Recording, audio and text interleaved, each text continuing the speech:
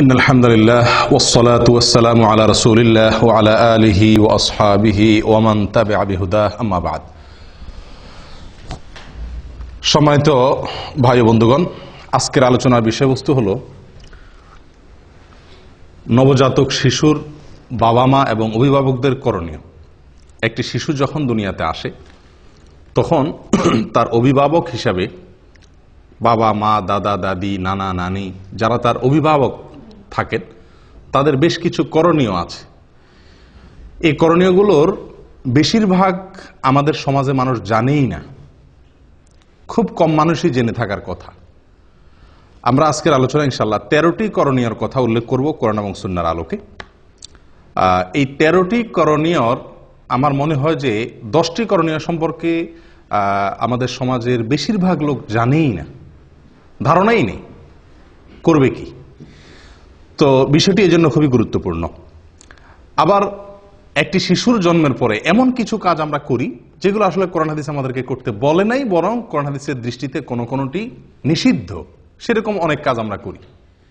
আবার যেগুলো করা দরকার তার অনেক কাজ আমাদের ছুটে যায়। সবাই আমরা অভিভাবক, কেউ হয়তো সন্তানের বাপ, আর না হলে সন্তানের বাপ হব ইনশাআল্লাহ। আর অনেকে তো বাপ হয়ে এখন দাদা হওয়ার উপক্রম, নানা হওয়ার উপক্রম, ঠিক কিনা? তো সন্তানের অভিভাবকত্ব থেকে আমরা কেউই কি নই, খালি না। সবাই কোনো না কোনোভাবে কোনো না কোনো শিশুর অভিভাবকত্ব করছি বা করার স্কোপ বা সুযোগ আমাদের আসবে। অতএব একজন অনাগত শিশু এখনো আসে না দুনিয়াতে, আসবে।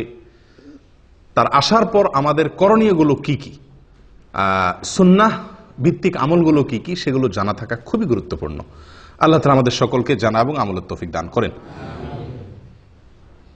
প্রিয় ভাইরা, আমরা বিভিন্ন কোরআন এবং হাদিস ঘেটে মোটামুটি 13টি আমল বের করেছি যে একটি শিশুর জন্মের পর এই 13টি করণীয় একজন অভিভাবকের জন্য, একজন বাবার জন্য, একজন দাদার জন্য, একজন নানার জন্য, একজন মায়ের জন্য এই কাজগুলো করা উচিত।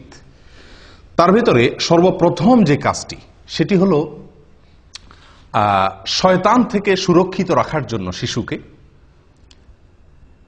একটি আমল। আমরা সবাই জানি বনি আদমের সবচেয়ে বড় শত্রুকে, সবচেয়ে বড় শত্রু শয়তান। যার সঙ্গে আমাদের শত্রুতা শুরু হয়েছে সেই জান্নাত থেকে বের হওয়ার ঘটনাকে কেন্দ্র করে, তখন থেকে সে ঘোষণা দিয়ে আমাদের সঙ্গে শত্রুতা শুরু করছে। শয়তান ঘোষণা দিয়ে শত্রুতা শুরু করেছে।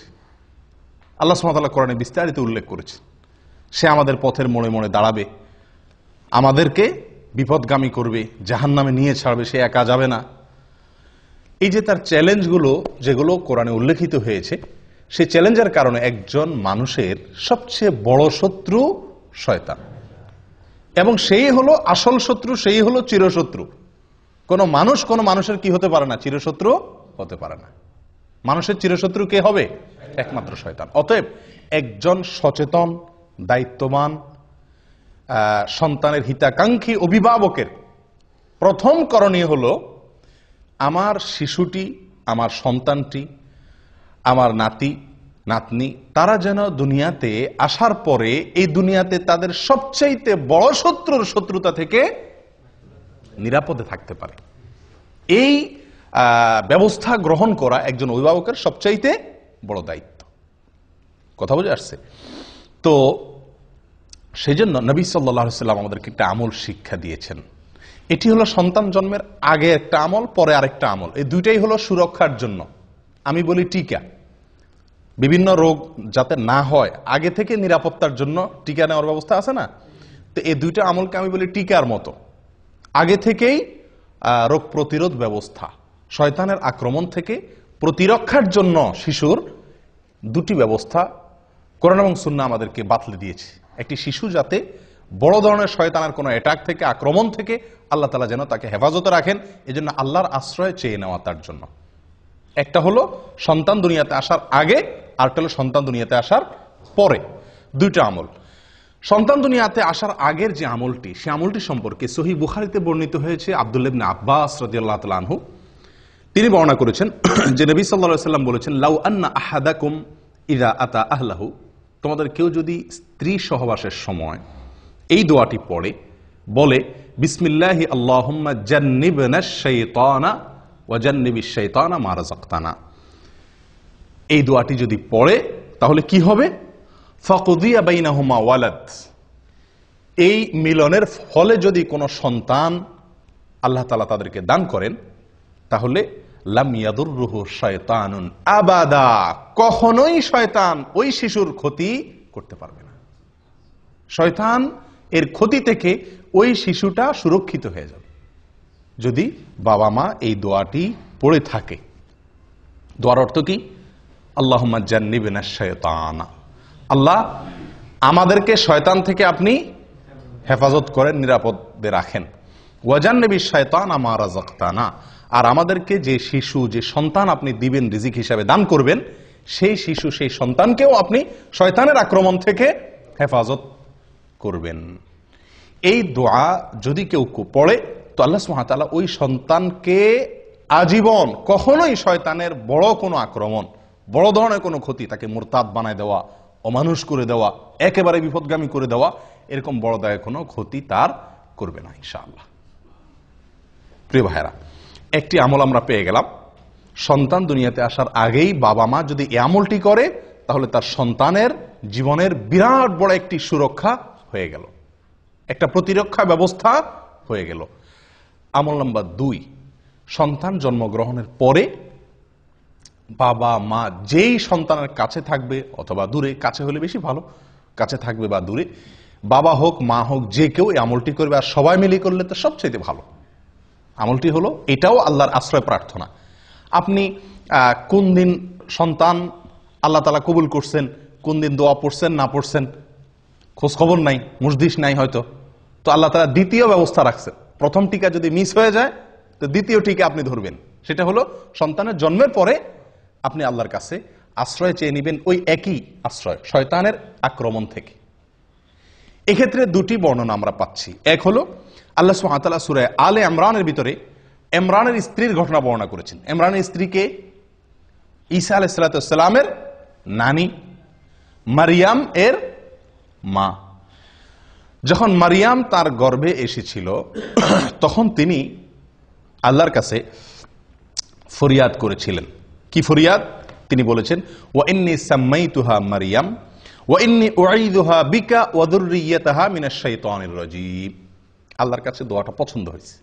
সন্তান ভূমিষ্ঠ হওয়ার পরে মারিয়াম এর মা, মারিয়ামের মা দোয়া করেছেন, মারিয়ামের মা দোয়া করেছেন। ইমরানের স্ত্রী, সূরা আলে ইমরান যে কোরআনে বর্ণিত হয়েছে না, এই ইমরানের স্ত্রী ঈসা আলাইহিস সালামের নানি, তিনি দোয়া করেছেন, আল্লাহ যে শিশু আপনি দান করছেন আমাকে, এর নাম আমি মারিয়াম রাখলাম, আর একে আমি আপনার কাছে এর জন্য আশ্রয় চাই। আল্লাহ আপনার আশ্রয় আমি প্রার্থনা করি, আমার এই সন্তানের জন্য আপনি আশ্রয় দিন। কোত্থেকে? শয়তানের শয়তানি থেকে, শয়তানের শয়তানি থেকে আমার এই মেয়েকে এবং এই মেয়ের যত বংশধর আছে আসবে তাদের সবাইকে আপনি শয়তানের শয়তানি থেকে কি দিয়েন? আশ্রয় দিন। দোয়াটি কি করছেন? মারিয়ামের মা। আপনারা আলহামদুলিল্লাহ সবাই মোটামুটি মক্কা মদিনা গেছেন, তাই না? আমাদের দেশ থেকেও হাজিরা আসলে, এখান থেকেও হাজিরা গেলে মরিয়ম ফুল কিনে, দেখছেন আপনারা? মরিয়ম ফুল কিনে। কেন মরিয়ম ফুল কিনে? আবার ওই কি মরিয়ম খেজুরও একটা আছে সম্ভবত, না? মরিয়ম খেজুর কিনে, মরিয়ম ফুল কিনে। কেন? ওই যে মারিয়াম আলাইহিস সালাম, তার গর্ভে আল্লাহ সুবহানাহু ওয়া তাআলা কুদরতিভাবে যে সন্তান দিয়েছিলেন ঈসা আলাইহিস সালামকে, তার জন্মটা হয়েছে একমাত্র মানে সরাসরি আল্লাহর কুদরতে, তাই না? এবং তার বর্ণনা আল্লাহ কোরআনে উল্লেখ করেছেন। তিনি গাছের সাথে হেলান দিয়ে বসেছিলেন, খেজুর গাছের সাথে। আল্লাহ বলছেন ধাক্কা দিয়েছেন, খেজুর পড়ছে, তিনি সেখান থেকে খাইছেন। আল্লাহ তাআলা খুব সহজে গর্ভ খালাস করে দিয়েছেন। এখন এই ভালো সন্তান বা যাতে ভালোভাবে দুনিয়াতে আসে সেজন্য মানুষ মরিয়ম ফুল কিনে, সেজন্য মানুষ ওই মরিয়ম খেজুর তালাশ করে। কোত্থেকে সেই মরিয়ম খেজুর? 2000 বছর আগের খেজুর গাছ এখন কোত্থেকে আসবে? কে বা কারা নাম দিছে আর ধুমছে মানুষ কিনতেছে। হ্যাঁ, মরিয়ম খেজুর ওই গর্ভধারণকারী মায়েদেরকে খাওয়ায়, এই বিশ্বাস রেখা যেটা খাওয়াইলে কি হবে? সন্তান সহজে খালাস হবে বা বের হবে। আশ্চর্য কথা, যেই আমল কোরআনে বর্ণিত হয়েছে, মারিয়ামের মায়ের যেই দোয়া আল্লাহ পছন্দ করে কোরআনে যুক্ত করে দিয়েছেন, ওই খেজুর, মারিয়ামের খেজুর সংরক্ষিত থাকা সহজ না। কোথাকার কোন মারিয়াম ফুল, কিন্তু আপনার এই যে আমল, এটি তো কোরআনে সংরক্ষণ করা হয়েছে, এটা তো আর ভুল নয়। মারিয়ামের মা যে দোয়া করেছিলেন গর্ভ থেকে সন্তানকে ভূমিষ্ঠ করার পর, সে আমল আমরা জানিও না, করিও না। ওই যেগুলা আপনার মানে কোথাকার কোন কে বা কারা ছড়াই দিছে, সে মরিয়ম খেজুর কিনে কিনে খাওয়াচ্ছি, মরিয়ম ফুল আমরা কিনতেছি। আল্লাহ তাআলা আমাদেরকে হেদায়েত দান করেন। প্রিয় ভাইয়েরা, শিশুর জন্মের পরে একজন অভিভাবকের দ্বিতীয় করণীয় হলো, প্রথম করণীয় আশ্রয় চাইয়ে দোয়া করা, সহবাসের দোয়া পড়া সব সময়। আর দ্বিতীয় করণীয় হলো সন্তান দুনিয়াতে আসার পরে প্রথমেই তাকে আল্লাহর কাছে কি করে দেওয়া, সমর্পণ করে দেওয়া, সুপর্দ করে দেওয়া, যে আল্লাহ এই যে আসলো, এই যে আপনার বান্দা দুনিয়াতে আসছে, কঠিন চ্যালেঞ্জ তার সামনে, কঠিন চ্যালেঞ্জ। যে পৃথিবী, বিশেষ করে আজকে যে সমাজ ব্যবস্থা, যে পরিবেশ, এই সবগুলোকে ডিঙ্গিয়ে জান্নাতে যাওয়া খুব সহজ কাজ নয় আল্লাহ, বড় কঠিন। চতুর্দিকে কাঁটা আর কাঁটা, হারামের কাঁটা, শিরকের কাঁটা, নাফরমানের কাঁটা, বেদাতের কাঁটা, ফাসিকি কাজের কাঁটা বোঝায় চতুর্দিকে। আল্লাহ, এই শিশুকে আপনি যদি আশ্রয় না দেন, শয়তানি থেকে সে বাঁচতে পারবে না। একজন দায়িত্বশীল অভিভাবকের এই জন্য দ্বিতীয় করণীয় হলো এই দোয়াটি পাঠ করা, শয়তানের আশ্রয় থেকে প্রার্থনা করে মারিয়ামের মা যেরকম দোয়া করছেন সেরকম দোয়া করা। নিজের ভাষায় করা যেতে পারে, আল্লাহ আপনি এই শিশুকে আপনি শয়তানের আক্রমণ থেকে, শয়তান যেন তাকে বিপদগামী করতে না পারে, তার ক্ষতি করতে না পারে, তাকে যেন পথ থেকে সরায় দিতে না পারে, সিরাতে মুস্তাকিম থেকে। আল্লাহ, জীবনের প্রথমেই আপনার কাছে আমি এই ভিক্ষা চেয়ে নিচ্ছি, এই প্রার্থনা করে চেয়ে নিচ্ছি। কয়জন করছি আমরা আমলটা? হয়তো শুনছিও প্রথম, ঠিক না? আচ্ছা, এইগুলো তো মারিয়ামের মায়ের আমল। কোরআনে আল্লাহ যেটা উল্লেখ করেছেন, তিনি দোয়া করেছেন আল্লাহর কাছে যে আল্লাহ আমি এই শিশুকে আপনার কাছে এবং তার যত বংশধর আসবে তাদের সবাই যেহেতু আমাদেরই বংশধর হবে, তো তাদের সবাইকে আপনি শয়তানের আক্রমণ থেকে হেফাজত করিয়েন। আল্লাহ সুবহানাহু ওয়া তাআলা রক্ষা করছেন। আল্লাহ তাআলা কি করছেন? রক্ষা করছেন। সুবহানাল্লাহ। মারিয়ামের সন্তান ঈসা, এদেরকে আল্লাহ তাআলা কি করছেন? শয়তানের আক্রমণ থেকে রক্ষা করেছেন। কোরআনে তার উল্লেখ আছে, কোরআন এবং সুন্নাতে তার উল্লেখ আছে। শয়তান যে কোনো শিশুর মৃত্যুর পরে একটা অ্যাটাক করে, জন্মের পরে একটা আক্রমণ করে। আল্লাহ সুবহানাহু ওয়া তাআলা সেখান থেকে হেফাজতে রাখেন। বিস্তারিত অনেক আলোচনা এখানে আছে, সেদিকে যাচ্ছি না। এই আমলটার দ্বিতীয় সূত্র নেন নবী সাল্লাল্লাহু আলাইহি সাল্লামের আমল থেকে। এটিও সহিহ বুখারীতে বর্ণিত আছে এবং আব্দুল্লাহ ইবনে আব্বাস রাদিয়াল্লাহু আনহু বর্ণনা করেছেন। নবী সাল্লাল্লাহু আলাইহি সাল্লাম যখন হাসান এবং হোসেন রাদিয়াল্লাহু তাআলা আনহুমার জন্ম হয়েছিল, তার নাতি হাসান এবং হোসেন রাদিয়াল্লাহু তাআলা আনহুমার জন্ম হয়েছিল, তখন তিনি একটা দোয়া পড়ছেন। কি দোয়া পড়ছেন? জন্মের পরে বলতে একেবারে জন্মের পরপরই করছেন এমনটা হাদিস থেকে পরিষ্কার বোঝা যায় না অবশ্য। তাদের জন্য তিনি আশ্রয় প্রার্থনা করতেন, দোয়া করতেন। বুঝা আসছে কথা? কিরকম দোয়া করতেন? দোয়া করতেন এই, উআইযুকুমা বিকালিমাতিল্লাহি তাম্মাহ মিন কুল্লি শাইতানিন ওয়া হাম্মাহ ওয়া মিন কুল্লি আইনিন লাম্মাহ। উআইযুকুমা বিকালিমাতিল্লাহি তাম্মাহ মিন কুল্লি শাইতানিন ওয়া হাম্মাহ ওয়া মিন কুল্লি আইনিন লাম্মাহ। হুবহু এটা পড়া কোনো জরুরি না, উনি দুইজনের জন্য দোয়া করছেন, এর জন্য ওয়াইযুকুমা বলেছেন। এটা জন্মের পরপরই করতে হবে, এটা জরুরি না। বাকি জন্মের পরে যে কোনো সময় শিশুর জন্য এই দোয়াটি করা অভিভাবকের। দোয়াটির অর্থ হলো এই, আমি হে শিশু তোমাকে আল্লাহর আশ্রয় চাই, অথবা হে আল্লাহ আমি আশ্রয় চাই এই শিশুর জন্য আমি আপনার আশ্রয় চাই দুটি বিষয় থেকে। এক হলো শয়তানের আক্রমণ থেকে, যেটা মারিয়ামের মা দোয়া করছিলেন। আরেকটা নবী সাল্লাল্লাহু আলাইহি ওয়াসাল্লাম যোগ করছেন, সেটা কি? বদনজর থেকে। শিশুদের প্রতি একটু বদনজরটা বেশি লাগে, এটাই বাস্তবতা। তো নবী সাল্লাল্লাহু আলাইহি ওয়াসাল্লাম তার নাতি হাসান হোসেনের জন্য দোয়া চেয়ে নিয়েছিলেন, যেন আল্লাহ তাআলা তাদেরকে শয়তান থেকে কি করেন? হেফাজতে রাখেন এবং বদনজর থেকে হেফাজতে রাখেন। তাহলে আমরা দ্বিতীয় আমল পেয়ে গেলাম তো আলহামদুলিল্লাহ, যে সন্তানের জন্মগ্রহণের পরে সুবিধা মতো আল্লাহর কাছে কি চেয়ে নিব? তার জন্য শয়তান থেকে আশ্রয় চেয়ে নেব ইনশাআল্লাহ। করবেন তো আমলটা? আল্লাহ চান তো? আল্লাহ তাআলা তৌফিক দান করেন। 3 নম্বর আমল হলো ভাই, সন্তান জন্মগ্রহণ করার পর সেই সংবাদ যদি আপনার কাছে আসে, সন্তানের জন্মের সংবাদ, সুসংবাদ যদি আপনি পান, তাহলে সেই সুসংবাদ পাওয়ার পরে সর্বপ্রথম কি কথাটা বলবেন? আমরা কি কথাটা বলি আগে সেটা বলেন। যে কোনো সন্তান জন্মগ্রহণের সংবাদ পাইছেন, আপনার সাদিকের হয়েছে, আপনার নিজের হয়েছে, অথবা আপনার ভাইয়ের হয়েছে, হ্যাঁ, কারোর হয়েছে, প্রথম প্রশ্নটা কি হয়? ছেলে না মেয়ে? ঠিক কিনা? যদি সংবাদদাতা না বলে ছেলে হয়েছে না মেয়ে হয়েছে, যদি বলে যে ভাই আমার তো আল্লাহ একটা সন্তান দিছে, তো প্রথম আমরা প্রশ্ন করি কি, ছেলে না মেয়ে? তো এটা বিরাট একটা আমাদের জন্য সংশোধনী। আদাবুল মুফরাদ, ইমাম বুখারী রাহিমাহুল্লাহ লিখিত একটি কিতাব, এখানে সহিহ সূত্রে বর্ণিত একটি হাদিসে আসছে, কাসির ইবনে উবাইদ বলেন যে আয়েশা রাদিয়াল্লাহু তাআলা আনহা তার কাছে যে কোনো সন্তান জন্মের সংবাদ আসলে, যে কেউ মদিনাতে কারোর সন্তান হয়েছে, খবরটা ওনার কাছে আসছে, আমাদের আয়েশা রাদিয়াল্লাহু তাআলার কাছে, ওনার কাছে সংবাদ আসার সঙ্গে সঙ্গে উনি কখনো জিজ্ঞেস করতেন না ছেলে নাকি মেয়ে। উনি জিজ্ঞেস করতেন একটা কথা, অবশ্য কি জিজ্ঞাসা করতেন? খুলিকা সাওয়িয়া, অর্থাৎ যে শিশুটি আসছে সে ঠিকঠাক আছে তো, বিকলাঙ্গ না তো, হাত পা সব অঙ্গ প্রত্যঙ্গ সব ঠিক আছে তো? যদি বলা হতো নাম, তিনি বলতেন আলহামদুলিল্লাহি রাব্বিল আলামিন। আমলটি কার ভাই? আয়েশা রাদিয়াল্লাহু তাআলা আনহা, যিনি শিখেছেন নবী সাল্লাল্লাহু আলাইহি সাল্লাম থেকে সবচাইতে বেশি, সবচাইতে সরাসরি কাছে থেকে দেখে, এটা তার আমল ছিল। তো এখান থেকে কি বুঝলাম?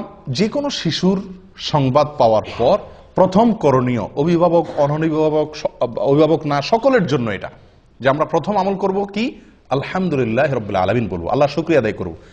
আফসোসের বিষয়, আমরা ওই যে প্রথম প্রশ্ন হয়, হাদিসে বর্ণনাকারী উল্লেখ করে দিচ্ছেন কাসির ইবনে উবাইদ যে আয়েশা রাদিয়াল্লাহু তাআলা আনহা কখনো জিজ্ঞেস করতেন না আগে ছেলে নাকি মেয়ে। কারণ সন্তান ছেলে নাকি মেয়ে এটা মুখ্য না, মুখ্য হলো সন্তান সুস্থ স্বাভাবিক কিনা, এবং এরপরে সবচেয়ে বড় কামনা হবে একজন বাবার, একজন মায়ের, একজন অভিভাবকের যেন সন্তান সুসন্তান হয়, নেক সন্তান হয়, ছেলে হোক কিংবা মেয়ে হোক। এটা কোনো বড় প্রশ্ন নয়, বড় চাহিদা নয়, বড় বিষয় না। ঠিক কি ঠিক না? আল্লাহ সুবহানাহু ওয়া তাআলা নবীদের সন্তান চাওয়ার দোয়া আল্লাহ তাআলা কোরআনে উল্লেখ করে দিয়েছে আমাদেরকে শেখানোর জন্য। নবীরা কিভাবে সন্তান চাইতেন, আম্বিয়া আলাইহিমুস সালাতু ওয়াস সালাম কিভাবে আল্লাহর কাছে সন্তান চাইতেন, সেই ভাষাগুলো আল্লাহ সুবহানাহু ওয়া তাআলা কোরআনে উল্লেখ করে দিয়েছেন। তার একটি হলো রব্বি হাবলি মিনাস সালিহিন, রব্বি হাবলি মিনাস সালিহিন, মানে কি? আল্লাহ আমাকে নেক সন্তান দান করেন, নেক সন্তান দান করেন, ভালো সন্তান দান করেন। আল্লাহর কাছে ছেলে অথবা মেয়ে এটা না চেয়ে আল্লাহর কাছে চাওয়া উচিত কি? সুসন্তান, সুসন্তান। সন্তান যদি নেক হয়, সে ছেলে হইলেও আমার উপকারে আসবে, মেয়ে হইলেও উপকারে আসবে। আর আল্লাহ না করুন সন্তান যদি সৎ না হয়, তাহলে সে ছেলে হোক আর মেয়ে হোক, সে আমার দুনিয়াও ডুবাবে, আখেরাতেও আমাকে ডুবাবে। আফসোসের বিষয়, এটা আজকে একটা চরম বাস্তবতা আজকের পৃথিবীতে, সেটা হলো যে মেয়ে হলে আমরা অনেকেরই মুখ কালো হয়ে যায়, ঠিক কি না? আল্লাহ সুবহানাহু ওয়া তাআলা কোরআনে কারীমে বলেন, ওয়া ইযা বুশশিরা আহাদুহুম বিল উনসা যাল্লা ওয়াজহুহু মুসওয়াদ্দান ওয়া হুয়া কাযীব। জাহিলি যুগের, আইয়ামে জাহিলিয়াতের যুগে, ইসলাম পূর্ব যুগের মানুষের স্বভাব আল্লাহ তাআলা বর্ণনা করতে গিয়ে বলেন যে তাদের কাউকে যদি বলা হয় ভাই আপনার ছেলে হয়েছে বা তোমার ছেলে হয়েছে, তখন তাদের মুখটা কি হয়ে যায়? কালো হয়ে যায়, কালো হয়ে যায়। যদি জিজ্ঞাসা করে ভাই কি হয়েছে, মেয়ে হলে বলে কি? মেয়ে হয়েছে, মেয়ে। মানে ভাবটা এমন থাকে যে উনি খুশি না। আর ছেলে হলে মাশাআল্লাহ পুরো গালে হাসি দিয়া বলে হ্যাঁ আপনাদের ভাতিজা হয়েছে, আলহামদুলিল্লাহ। ঠিক না ঠিক? এগুলো মূর্খতা ছাড়া আর কিছু না ভাই, মূর্খতা। একটা মানুষের শুধু মেয়ে হচ্ছে, তার একটা ছেলে হচ্ছে না, অথবা একজনের শুধু ছেলে হচ্ছে, একজনটা মেয়ে হচ্ছে না, ছেলে বা মেয়ের চাহিদা তার ভিতরে থাকা, এটা দোষের কিছু না। কিন্তু সন্তান হিসাবে ছেলে হলে খুশি হওয়া, মেয়ে হলে বেজার হওয়া, এগুলা বোকামি ছাড়া কিচ্ছু না। আমরা অনেকেই মনে করি যে আমাদের যদি ছেলে না থাকে তাহলে বংশে চেরাগ দিবে কে, বংশের বাতি কে জ্বালাবে, এটা একটা মানে বড় প্রশ্ন থাকে না। আপনি মরে কবরে যায় শুটকি হবেন, সেখানে গিয়ে আপনার কি জান্নাত হবে না জাহান্নাম হবে সেই টেনশনে আপনি শেষ হবেন। তখন দুনিয়াতে আপনার বংশে চেরাগ জ্বললো না, হারিকেন জ্বললো না, হেজাক লাইট জ্বললো না, মোমবাতি জ্বললো, এটা আপনার কোনো দরকার আছে? কি বলেন? এটা বোকামি ছাড়া আর কি, এটা নির্বুদ্ধিতা ছাড়া কিছুই নয় প্রিয় বন্ধুগণ। এই জন্য সন্তান সুসন্তান যেন হয় সেটা বরং আল্লাহর কাছে দোয়া করা। মেয়ে হলে এটাকে ভালো সঠিক তারবিয়ত লালন পালন করে সুপাত্রস্থ করতে পারলে, এটাকে ভালোভাবে লালন পালন করতে পারলে, ইনসাফ করতে পারলে, আদর ভালোবাসা দিয়ে, জান্নাতের ওয়াদা আছে। 2টা মেয়ে পারলে, 3টা মেয়ে পারলে, ছেলে 10টা ছেলে পারলেও কোনো জান্নাতের ওয়াদা কোনো হাদিসে নাই। নবী সাল্লাল্লাহু আলাইহি সাল্লাম, আমাদের নবী সাল্লাল্লাহু আলাইহি সাল্লামের 4টা মেয়েকে আল্লাহ তাআলা জীবিত রাখছেন। ছেলে দিছেন যেগুলা সব ছোটবেলায় শেষ নিয়ে গেছেন, বাঁচায় রাখছেন শুধু মেয়েগুলাকে। উনি নিজে মেয়েদের বাপ। এত যাদের কি হয় না, ছেলে হয় না বা ছেলে নাই, শুধু মেয়ে, আপনারা এটা ভাইবা খুশি হন যে নবী সাল্লাল্লাহু আলাইহি সাল্লাম মেয়েদের বাপ ছিল, আপনিও কি মেয়েদের বাপ। কোন কোন সালাফ বলেছেন আল আম্বিয়াউ আবুল বানাত, বেশিরভাগ নবীদেরকে আল্লাহ তাআলা ছেলের চাইতে মেয়ে বেশি দিয়েছেন। আর অভিজ্ঞতাও বলে এই যুগে ছেলেদের চাইতে মেয়েরা বাবা মারে কষ্ট কম দেয়। ছেলেরা বাপ মার মুখ যত বেশি চুনকালি দেয়, মেয়েরা ততটা দেয় না। মেয়েরা যতটা ভালোবাসে বাবা মাকে, ছেলেদের ভালোবাসা ততটা পাওয়া যায় না। মেয়েরা সব সময় স্বামীর সাথে ঝগড়া করে বাপ মার পক্ষ হয়ে, আর ছেলেরা বাপ মার সাথে ঝগড়া করে বউয়ের পক্ষ হয়ে। ঠিক না ঠিক? এর মানে এই না যে আমি বলতেছি ছেলে খারাপ মেয়েই ভালো সব, বাকি বেশিরভাগ ঘটনা এরকম ঘটে থাকে। অতএব জন্মের পরে প্রথম কথা হবে আল্লাহর কাছে শুকরিয়া আদায় করা। ছেলে হইছে নাকি মেয়ে হইছে এ সমস্ত নিয়ে মুখ কালাকালি করা, এটা এক ধরনের কুফরি, এক ধরনের আল্লাহর নেয়ামতকে কি করা, ডিনাই করা, অস্বীকার করা। এটা উচিত নয়। আল্লাহ তাআলা আমাদেরকে সঠিকটা বোঝার তৌফিক দান করেন। তাহলে 3 নম্বর আমল হলো সন্তান জন্মের সংবাদ শোনার পরে, এটা শুধু অভিভাবকের জন্য না, সকলের জন্য প্রথম কাজ হলো কি করা, শোনার পরে আল্লাহর শুকর আদায় করা। আলহামদুলিল্লাহি রাব্বিল আলামিন বা আলহামদুলিল্লাহ। 4 নম্বর আমল, নবজাতক শিশু দুনিয়াতে আসার পরে তার কানে আজান দেওয়া। কি দেওয়া? কানে আজান দেওয়া। কানে আজান দেওয়া এটি একটি আমল। কয়জনে আপনাদের শিশুর জন্মের পরে আজান দেওয়ার ব্যবস্থা করছিলেন? এখানে হাত তোলেন তো দেখি। মাশাআল্লাহ। বাহিরে আজান দিল, এটা সঠিক হলো না। কানে আজান দিতে হবে। কানে আজান দেওয়া মানে আবার কি না, কানে মাইক ধরে আজান দেওয়া না। ছোট বাচ্চা তো মারাই যাবে, তাহলে অ্যাক্সিডেন্ট হবে। আজান দেওয়া বলতে কানের আজানের বাক্যগুলো তাকে কেউ ধরলো আপনার কোলে রেখে সামনে, তার কান বরাবর নিয়ে আপনি কি করলেন, আজানের বাক্যগুলা শুনায় দিলেন তাকে। এখানে চিৎকার করে করে জোর করে করে তার কানের কাছে মুখ নিয়ে কি নেওয়া না, আজান দেওয়া না।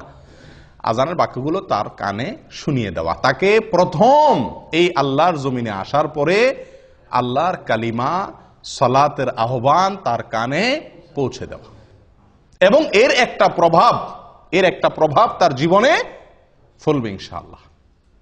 কথা বুঝে আসছে ভাই? আবু রাফি রাদিয়াল্লাহু তাআলা আনহু তিনি বর্ণনা করেছেন। কে?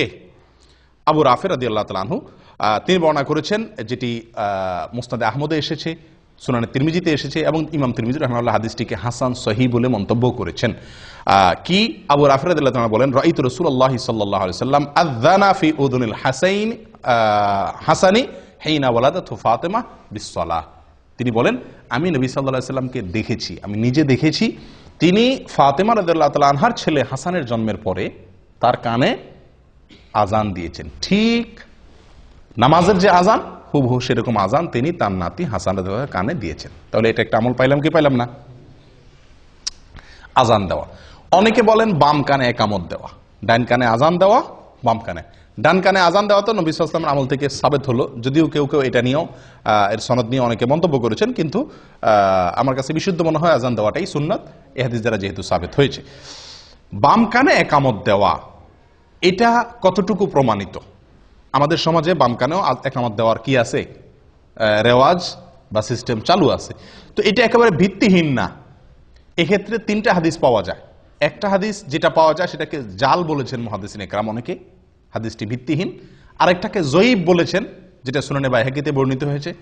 আর আরেকটা হাদিস আছে যেটা নবী সাল্লাল্লাহু আলাইহি ওয়াসাল্লাম থেকে না, কোনো সাহাবী থেকেও না, একজন তাবী ওমর ইবনে আব্দুল আজিজ রাহিমাহুল্লাহ, ওনার থেকে বর্ণিত। ওমর ইবনে আব্দুল আজিজ ইসলামের খুব নামকরা একজন খলিফাদের, 4 খলিফার পরেই বলা হয় পঞ্চম খলিফা বলা হয়, অর্থাৎ খুব মানে সুশাসনের জন্য পৃথিবীর ইতিহাসে, মুসলমানদের গৌরবোজ্জ্বল ইতিহাসে যাদের নাম স্বর্ণের অক্ষরে লেখার মতো, তাদের মধ্যে অন্যতম হলেন ওমর ইবনে আব্দুল আজিজ রহমতুল্লাহি আলাইহি।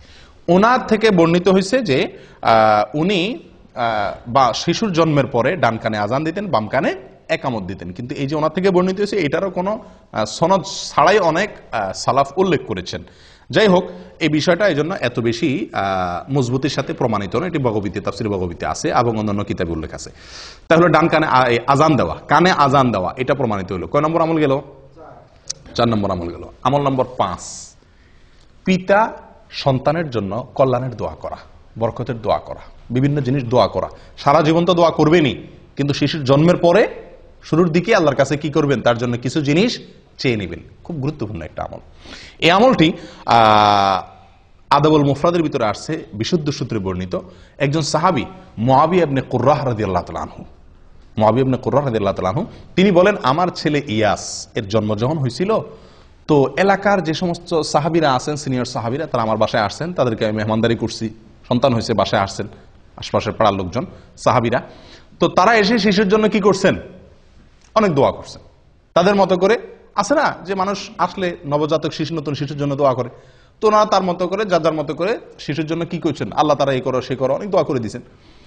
তো বাবা হিসাবে মুআবিয়া ইবনে কুররাহ রাদিয়াল্লাহু তাআলা আনহু, তার মনের ভিতরে একটু খুঁতমুতে ভাব রয়ে গেছে যে ওনারা দোয়া করছেন, কিছু জিনিস আল্লাহর কাছে চাইছেন, ঠিক আছে, কিন্তু আমার বিশেষ কিছু চাওয়া আছে ছেলেকে দিয়ে, আমার কিছু টার্গেট আছে, আমারও কিছু চাওয়া আছে, কিন্তু সেগুলো ওনারা বলেন নাই। তো তিনি তাদেরকে লক্ষ্য করে বলছেন যে বারাকাল্লাহু লাকুম ফীমা দাআউতুম, আপনারা যে আমার শিশুটার জন্য, ছেলেটার জন্য, ইয়াসের জন্য দোয়া করে দিয়েছেন, এই জন্য আল্লাহ আপনাদের বরকত দান করুক। তবে আমার কিছু দোয়া আছে, আমি এখন একটু বলবো, আপনারা সাথে একটু কি বলেন? আমিন বলেন। তখন তিনি বলেন যে আমি কয়েকটা দোয়া তখন করছি আমার শিশুর জন্য, তার যেন সে দিনদার হয়, মুত্তাকি ফরজগার হয়, তার যেন ব্রেন ভালো হয়, মেধাবী হয়, এরকম কয়েকটা দোয়া করছি। এই দোয়া করার পরে ওনার সাথে আমিন বলছেন। মুআবিয়া ইবনে কুররাহ রাদিয়াল্লাহু তাআলা বলেন যে আমি এই শিশুর বড় হওয়ার পরে, আমার ছেলে যখন বড় হয়েছে, তো এর ভিতরে আমি ওই যে দোয়া তার জন্য করছিলাম, আমি লক্ষ্য করে দেখছি তে প্রত্যেকটি দোয়া খেটে গেছে এবং তার জীবনে ফলে গেছে, আমি দেখছি। তাহলে বাবা হিসাবে একজন সাহাবীর আমল পাইলাম যে উনি বাবা হিসাবে সন্তানের জন্য কি করছেন? বিভিন্ন জিনিস আল্লাহর কাছে শুরুতেই চেয়ে নিয়েছেন। কয় নম্বর আমল গেল? 5 নম্বর। আমল নম্বর 6, তাহনিক করা। কি করা ভাই? তাহনিক। তাহনিক করছেন আপনারা কেউ শিশুর জন্য? কজন তাহনিক করছেন বলেন? হয়তো নামই শুনছেন প্রথম, ঠিক না? এটি একটি আমল, এটি একটি আমল এবং সুন্নাত। এটি বিলুপ্ত আমলগুলোর মধ্য থেকে একটি আমল। তাহনিক হলো শিশুর জন্মের পরে তার মুখে প্রথম খাবার হিসাবে মায়ের বুকের শাল দুধ খাবে, ওটা তো ঠিক আছেই। আর এর বাইরে খেজুর চাবায়া মুখের লালাতে হালকা ভেজার পরে তার মুখে একটু দেওয়া, যাতে করে রসটা যায় তার মুখে, সে যাতে চেটে খেতে পারে, বাস এরকম করে। আবার খেজুর কোনো অংশ দিলে তো গলা আটকিবে, ছেলে বাচ্চার জন্য কষ্ট হবে, ক্ষতি হবে, সেটা না। মুখের ভিতরে চাবায়া ওইটাকে ভিজায়া তার মুখে দেওয়া, যাতে করে সে শুধু রসটুকু, সামান্য একটু রস চেটে নিতে পারে, খেতে পারে, এটাকে বলা হয় তাহনিক। আয়েশা রাদিয়াল্লাহু তাআলা আনহা বলেন, সহিহ মুসলিমে বর্ণিত আছে, নবী সাল্লাল্লাহু আলাইহি সাল্লামের যুগে যত শিশুর জন্ম হতো সবাই তার কাছে নিয়ে আসতেন, আনলে তিনি ওই শিশুর জন্য দোয়া করতেন বরকতের, এবং যেদিন হয়তো সেদিনই সাধারণত আপনার, এবং তার জন্য কি করতেন? তাহনিক করে দিতেন। কি করে দিতেন? তাহনিক করে দিতেন। কে? নবী সাল্লাল্লাহু আলাইহি সাল্লাম। তাহলে বোঝা গেল আমলটা নবী সাল্লাল্লাহু আলাইহি সাল্লাম থেকে প্রমাণিত এবং এটা সুন্নাত। এখন একটা কথা হলো, আমাদের যুগে তো কি নাই? নবী সাল্লাল্লাহু আলাইহি সাল্লাম নাই, তাহলে আমাদের শিশুর তাহনিক কে করাবে? খেজুর দিয়ে তার তাহনিকটা কে করাবে? তো এটা নিয়ে অনেক ওলামায়ে কেরাম বলেন, আপনার যুগে যে কোনো নেককার, পরহেজগার, মুত্তাকি, ইমাম সাহেব, কোনো আলেম, কোনো ভালো মানুষ তার কাছে নিয়ে যাবেন, তাকে দিয়ে তাহনিক করাবেন। বুঝে আসছে কথা? অন্য অনেক ওলামায়ে কেরাম বলেন না, নবী সাল্লাল্লাহু আলাইহি সাল্লাম তাহনিক করেছেন, ওনার পরে কোনো সাহাবীর কাছে আর কেউ নিয়ে গেছেন বলে খুব একটা প্রমাণ হয় না, অতএব অন্য কারোর কাছে নেওয়া জরুরি না। বাপ মা, দাদা দাদি, নানা নানি যারাই থাকবেন আশেপাশে তারাই কি করে দিবেন? তাহনিক করে দিবেন। এটা সুন্নাত। তাহলে এই তাহনিকের যে আমলটা, এই আমলটাও আমাদের সমাজ থেকে একেবারেই প্রায় বিদায় হয়ে গেছে বললে ভুল হবে, এটা তো নাই। একটা হলো আগে থেকে ছিল, এখন নাই। এটা একান্ত আলেম ওলামা ছাড়া খুব কম মানুষই করেন। আলহামদুলিল্লাহ আমার 3 সন্তানের সময় আমি তাহনিক করেছি। তো তাহনিকের আমলটি আমাদের অনেকের জানা নাই। এর ভিতরে অনেক কল্যাণ, তার স্বাস্থ্যগত দিক থেকে এবং অনেক দিক থেকে কল্যাণ নিহিত আছে। সবচেয়ে বড় কল্যাণ হলো নবী সাল্লাল্লাহু আলাইহি সাল্লামের যুগে সাহাবীরা আমলটা করছেন, নবী সাল্লাল্লাহু আলাইহি সাল্লাম আমলটা করছেন, আমরাও সেটা করব, সুন্নতের আমল। মনে থাকবে তো ইনশাআল্লাহ। 7 নম্বর আমল, সন্তানের জন্য একটা সুন্দর নাম চয়েস করা। এই পর্যন্ত যেগুলো বলছি 6টা আমল, এগুলো সবগুলো হলো সন্তান জন্মের পর 7 দিনের আগের কাজ, এগুলা শুরুর দিকের কাজ এগুলা। আর এখন থেকে নিয়ে শেষ পর্যন্ত যে আমলগুলো বলবো, এই আমলগুলো হলো সন্তান জন্মের পরে 7 নম্বর দিনের আমল। এই 7 নম্বর দিনের আমলের ভিতরে 1 নম্বর আমল এবং সিরিয়ালে 7 নম্বর আমল হলো সুন্দর একটা নাম রাখা। কি রাখা ভাই? সুন্দর একটা নাম রাখা। এবং এই সম্পর্কে আবু মুসা আশআরী রাদিয়াল্লাহু তাআলা আনহুর এক হাদিসে বর্ণিত হয়েছে। তিনি বলেন, উলিদ আলী গুলাম, আমার একটা শিশু হয়েছিল, একবার ছেলে হয়েছিল। তো ফাআতাইতু বিহিন নবী সাল্লাল্লাহু আলাইহি ওয়াসাল্লাম, আমি নবী সাল্লাল্লাহু আলাইহি ওয়াসাল্লামের কাছে তাকে নিয়ে আসছি। ফাসাম্মাহু ইব্রাহিম, তিনি তাকে তখন ইব্রাহিম নাম রাখলেন। ফাহান্নাকাহু বিতামারিহি তামারাতিন, এবং একটা খেজুর দিয়ে তিনি তার তাহনিক করাই দিলেন এবং তাকে বরকতের দোয়া করলেন। এরপরে শিশুটা আমার হাতে দিয়ে দিলেন। 3টা আমল করলেন। এই হাদিস থেকে প্রমাণ হলো, বুখারীর হাদিস। তাহলে নাম রাখলেন নবী সাল্লাল্লাহু আলাইহি ওয়াসাল্লাম। শিশুর নাম রাখতে হয়, এটা বাবা মা বা অভিভাবকদের কর্তব্য। এবং এই নাম রাখাটা আপনার জন্মের দিন হতে পারে, 3 নম্বর দিনও হতে পারে, তবে কোন কোন বর্ণনাতে 7 নম্বর দিনের কথাও আসছে। এটা কোনো বাধ্যবাধকতা না যে এই দিনই রাখতে হবে, তবে 7 নম্বর দিনের ভেতরে নামটা রেখে ফেলা উচিত। অনেক সময় আমরা অনেক দেরি করে ফেলি, 7 নম্বর দিনের ভিতরে রেখে যাওয়া উচিত। নাম, সবচেয়ে উত্তম নাম, সবচেয়ে শ্রেষ্ঠ এবং বেস্ট নাম কোনটা? আব্দুল্লাহ এবং আব্দুর রহমান। সবচেয়ে সুন্দর এবং সবচেয়ে উত্তম নাম হলো আব্দুল্লাহ এবং আব্দুর রহমান, এর উপরে কোনো নাম নাই। দ্বিতীয় শ্রেণীর নাম কোনটা? প্রথম শ্রেণীর নাম হলো আব্দুল্লাহ এবং আব্দুর রহমান। দ্বিতীয় শ্রেণীর নাম কি? দ্বিতীয় শ্রেণীর নাম হলো আল্লাহর যে 99টি নাম আছে, আল্লাহর 99 নামের শুরুতে আব্দুন যোগ করলে যে নামগুলো হবে। কি যোগ করলে? আব্দুন যোগ করলে যে নামগুলো হবে। যেমন আব্দুল খালেক, আব্দুল মালিক, আব্দুল গফফার, আব্দুল সত্তার, আব্দুল গফুর, আব্দুর রহিম, আব্দুল ওদুদ, যত আল্লাহর 99 নাম দিয়ে যে নাম আছে, আমরা নাম খুঁজে পাই না। শিশু হলে নাম নিয়ে যে কি এক অস্থির হয়ে যায় মানুষ। হুজুর একটা নাম দেন, ভাই একটা নাম দেন, নাম ঠিক করতে পারে না। আল্লাহর 99 নাম, এটা শুরুতে আব্দুল লাগাইলে ছেলেদের নাম হয়ে যায়, আমাতুন লাগাইলে মেয়েদের নাম হয়ে যায়। আমাতুন মানে বান্দি, মেয়ে গোলাম, আর আব্দুল মানে পুরুষ, ছেলে গোলাম, আল্লাহর বান্দা, আল্লাহর মেয়ে বান্দা। তাহলে 99টা নাম তো আপনার হাতের কাছেই আছে। এবং এর ভিতরে বহু নাম আছে যেগুলো আমাদের সমাজে খুব একটা শোনাই যায় না।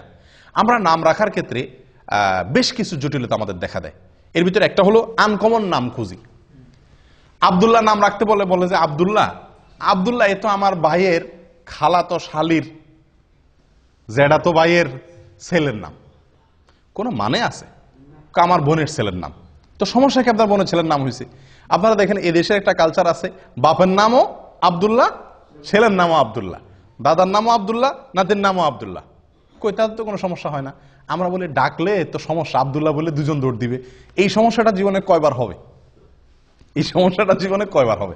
এগুলা সঠিক না। আসলে আমরা আনকমন নাম খুঁজতে গিয়ে এমন এক আনকমন নামের পিছনে পড়ে যাই যেটা আমাদেরকে সুন্দর নাম থেকে দূরে সরাই দেয়। এই জন্য আপনি আজকে আব্দুল্লাহ, আব্দুর রহমান বা এই সমস্ত সুন্দর সুন্দর ভালো ভালো নাম খুব বেশি এটা রাখার কালচার আস্তে আস্তে উঠে যাচ্ছে। মানুষ লালটু, বল্টু, টল্টু এই সমস্ত নাম রাখে। আল্লাহ হেফাজত করেন। সুন্দর একটা নাম রাখা, এটা সন্তান, নবজাতক সন্তান ভূমিষ্ঠ হওয়ার পরে বাবা মায়ের বা অভিভাবকদের করণীয়র ভিতরে অন্যতম প্রধান একটি করণীয়। মনে থাকবে তো ইনশাআল্লাহ। আমাদের দেশের নামের ভিতরে আরো অনেকগুলো সমস্যা আছে। তার ভিতরে একটা হলো যে একজনের 3টা-4টা করে নাম থাকে। একজনের কয়টা করে নাম থাকে? 3টা-4টা করে নাম থাকে। এবং সবগুলো আলাদা আলাদা নাম। সব নামগুলো কি? আলাদা আলাদা নাম। আমি কি বুঝাতে পারছি? যেমন ওমর ফারুক।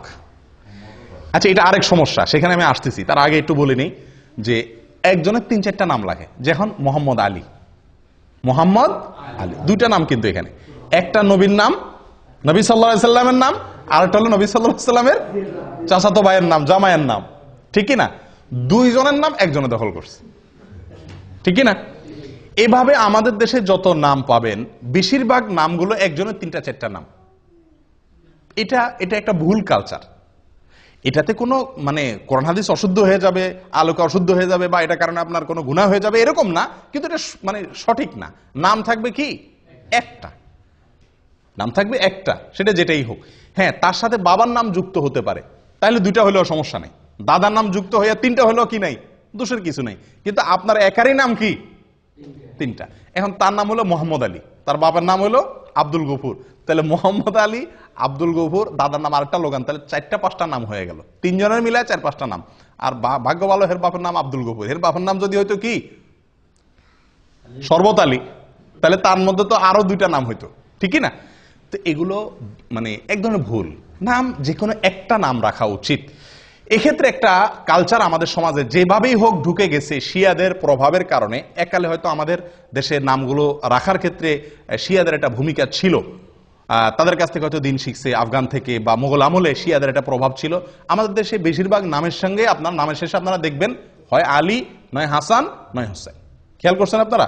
এখানে যদি এখন যাচাই করি আমরা, তো আমার মনে হয় শতকরা 30 জন মানুষের নামের শেষে হয় হাসান আছে, নয় হোসেন আছে, আর না হয় আলী আছে, ঠিকই না? ভাই হাসান হোসেন আলী থাকাতে তো সমস্যা নেই। সমস্যা যেখানে সেটা হলো অন্য কোন সাহাবীর নাম তো আর রাখেন না, শুধু এই 3 জনের নাম রাখেন কেন? এটা তো শিয়াদের চিন্তা। শিয়ারা এই 3 জনকে শুধু মুসলমান মনে করে, অন্য সব কাফের সাহাবীদেরকে কি মনে করে? কাফের মনে করে। নাউজুবিল্লাহ। তো আপনি শুধু 3 জনেরটাকে রাখবেন আর কারোরটা রাখবেন না, এটা তো বোঝা যায় যে তাদের যে শত্রুতার কালচার শিয়াদের, সেটা আপনার ভেতরে আছে, আল্লাহ মাফ করে।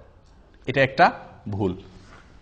অতএব আপনি যদি মোহাব্বত করে সাহাবীর নামকে রাখতে চান, তো নামের ক্ষেত্রে তো ওই যে আল্লাহর নাম শুরুতে আব্দুল লাগায় রাখা, এটা এই ক্লাসের নাম। 2 নম্বর হলো নবীদের নাম, 3 নম্বর হলো সাহাবীদের নাম। যে কোনো সাহাবীর নাম আপনি কি করেন? রাখেন, সুন্দর। আলী রাখেন, ওমর রাখেন, আবু বকর রাখেন, কোনো অসুবিধা নাই।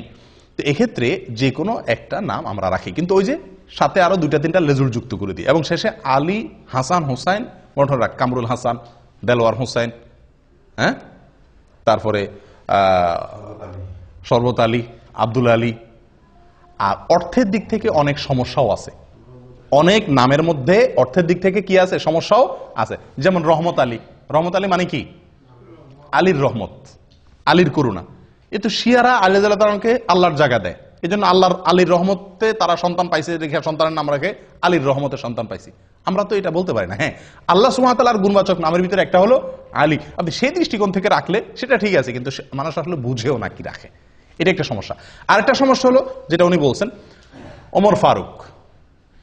এখানে ফারুক এটা হলো ওমর রাদিয়াল্লাহু তাআলার একটা কি, একটা উপাধি। এটা শুধু ওনার জন্য খাস। আপনি ওমর ফারুক কোন ইয়ের জন্য আপনার সন্তানের জন্য রাখলে সেটা কি হলো না, এটা খাটলো না। আপনি যদি রাখতে চান ওমর রাদিয়াল্লাহু তাআলাকে মহব্বত করে, তা আপনি ওমর রাখেন, কিন্তু ওনার উপাধি আপনার সন্তানের জন্য আপনি জুড়ে দিবেন, এটা সঠিক না। ঠিক একইভাবে আবু বকর সিদ্দিক নাম বেশিরভাগ মানুষ এভাবে রাখে না, ওসমান গনি, ওসমান গনি এভাবে রাখে। তো এরকম আরো বহু সাহাবী আছেন, আবু আইয়ুব আনসারী, এভাবে যুক্ত করে সাহাবীদের নামের সঙ্গে তাদের যে আলাদা পরিচয় আছে ওইটাও আবার যুক্ত করে। ভাই কারোর পরিচয় কেউ কি করতে পারে না, গ্রহণ করতে পারে না, ওইটাকে আলাদা নাম হিসাবে নেন, ঠিক আছে। আপনি কথার কথা মরহুম শেখ মুজিবকে আপনি খুব মহব্বত করেন, আছে না অনেক লোক যে শেখ মুজিবকে মহব্বত করেন দেখে তার নামে সন্তানের কি করেন, নামকরণ করেন। তো মরহুম শেখ মুজিবকে মহব্বত করে আপনি ছেলের নাম যদি মুজিবুর রহমান রাখেন, আপনারা কেউ বাধা দিবে? কিন্তু আপনি যদি ছেলের নাম রাখেন বঙ্গবন্ধু মুজিবুর রহমান, তাহলে মানুষ আসবে না? এটা তো খাটলো না। বঙ্গবন্ধু তো ওনার টাইটেল, এটা তো আর কারোর জন্য আসবে না, নামটা সবার জন্য আসতে পারে। ঠিক একইভাবে আরো যে সমস্ত রাজনৈতিক নেতা আছেন, অন্যান্যরা আছেন, সব ক্ষেত্রে প্রযোজ্য হবে, ঠিক না? ঠিক। অতএব এগুলো একটা ভুল। যাই হোক, সুন্দর, অর্থবহ, অর্থের দিক থেকে কোনো খারাপ কিছু নাই এরকম নাম রাখা সবচেয়ে বেস্ট। আল্লাহর নামকে জুড়ে রাখা। 2, নবীদের নাম রাখা। 3, সাহাবীদের নাম রাখা। আফসোসের বিষয়, এই 3 শ্রেণীর কোনোটার ব্যাপারে আগ্রহ নাই। আমাদের কাছে যত মানুষ নাম চাইতে আসে, বেশিরভাগ মানুষ বলে আনকমন নাম দেন, 2 অক্ষরের নাম দেন। ওই যে টালটু বল্টু যেগুলো শুনে নাই কোনোদিন, এরকম নাম চায়, যে নাম কোথাও নাই আশপাশে, এরকম নাম চায়। একটা লোক বড় না, সবচেয়ে সুন্দর অর্থবহ নাম দেন আমাকে। আল্লাহ তাআলা আমাদেরকে তৌফিক দান করেন আমলের। সময়ত ভাইরা, নামের আমল চলে গেল 7 নম্বর। 8 নম্বর আমল আকিকা করা। কি করা? আকিকা করা। শিশুর জন্মের পরে আকিকা, এটি গুরুত্বপূর্ণ একটি আমল। আকিকা সর্বোচ্চ সুন্নত, এর উপরে না। ফরজ ওয়াজিব অবশ্যই না। এটার সর্বোচ্চ গুরুত্ব হলো কি পর্যন্ত? সুন্নত পর্যন্ত। অনেকে মুবাহ বলছেন, অর্থাৎ জায়েজ। যাই হোক, আকিকা শব্দের অর্থ হলো কাটা। আক্কা ইয়াউক্ক শব্দের অর্থ কি? কাটা। তো আকিকারে কাটা কেন বলা হয়? কারণ ওই দিন ছাগল জবা হয়, কাটা হয়। অথবা কেউ কেউ বলছেন যে ওই দিন বাচ্চার চুল কাটা হয়, সেজন্য ওই দিনের জবাইয়ের নামও হয়ে গেছে কি? কাটার জবাই, অর্থাৎ কাটার দিনের জবাই, নামই হয়ে গেছে আকিকা, মানে কাটা। আচ্ছা, আকিকা সম্পর্কে নবী সাল্লাল্লাহু আলাইহি সাল্লাম থেকে অনেক হাদিস পাওয়া যায়, বহু হাদিস পাওয়া যায়। তার সবগুলো তো আমরা বলতে পারবো না। এর ভিতরে একটা হলো আব্দুল্লাহ ইবনে আব্বাস রাদিয়াল্লাহু তাআলা আনহু থেকে বর্ণিত, সুনানে নাসাঈর ভিতরে আসছে। তিনি বলেন, নবী সাল্লাল্লাহু আলাইহি সাল্লাম তার নাতি হাসান এবং হোসেন রাদিয়াল্লাহু তাআলা আনহুমার জন্মের পরে তিনি 2টি করে মেষ জবাই করেছিলেন। কে? নবী সাল্লাল্লাহু আলাইহি সাল্লাম।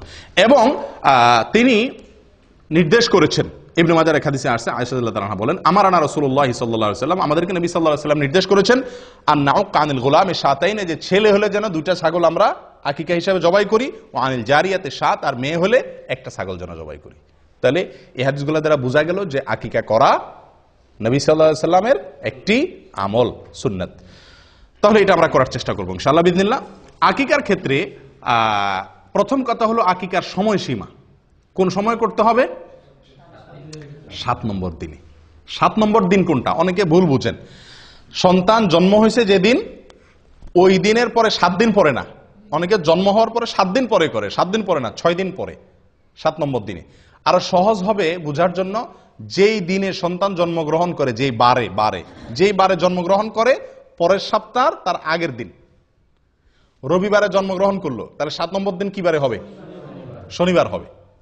সোমবার না, সোমবার তো আরো পরে হবে, শনিবার হবে। রবিবারে হলে রবি, সোম, মঙ্গল, বুধ, বৃহস্পতি, শুক্র, শনি। 7 নম্বর দিন হবে শনিবার।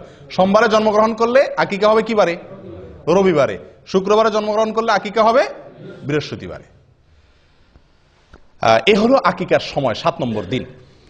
তবে বুরাইদা রাদিয়াল্লাহু তাআলা আনহু থেকে বর্ণিত এক হাদিসে আসছে, যেটি বাইহাকিতে বিশুদ্ধ সূত্রে বর্ণিত হয়েছে, যে নবী সাল্লাল্লাহু আলাইহি সাল্লাম বলেছেন, আল আকিকাতু তুযবাহু লি-7 আও লি-14 আও লি-21।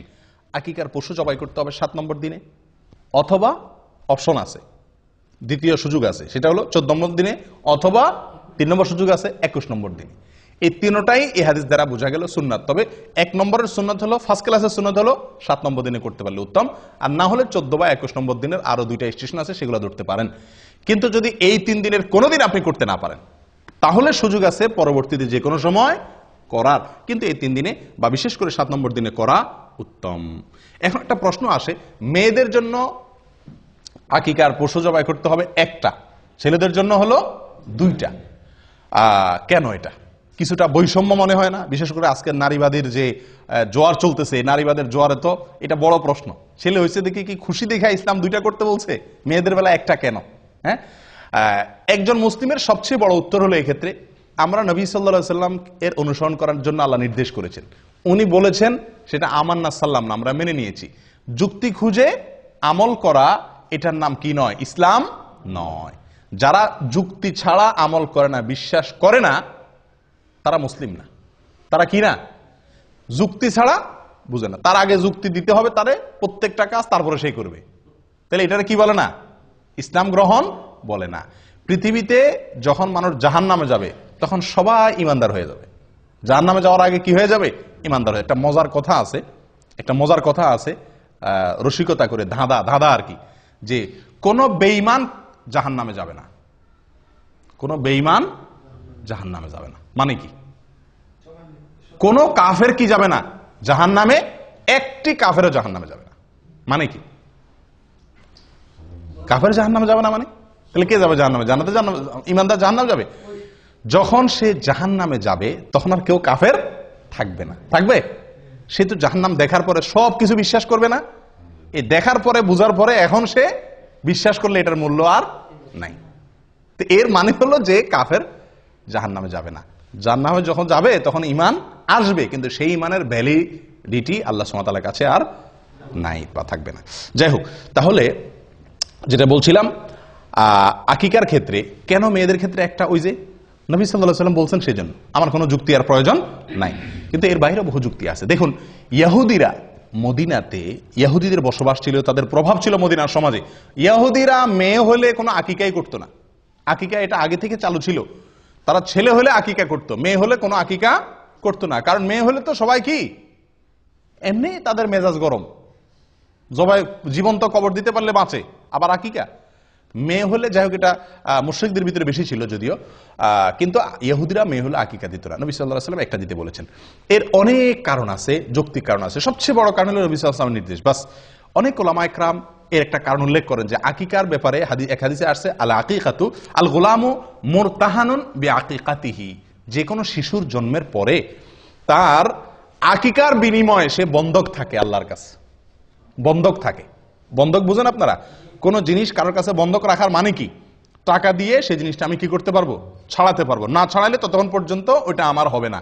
সন্তান বন্ধক থাকে জন্মের পরে, আকিকা দিলে বন্ধক ছুটে। মানে কি? কি বন্ধক থাকে? এর ব্যাখ্যা কি?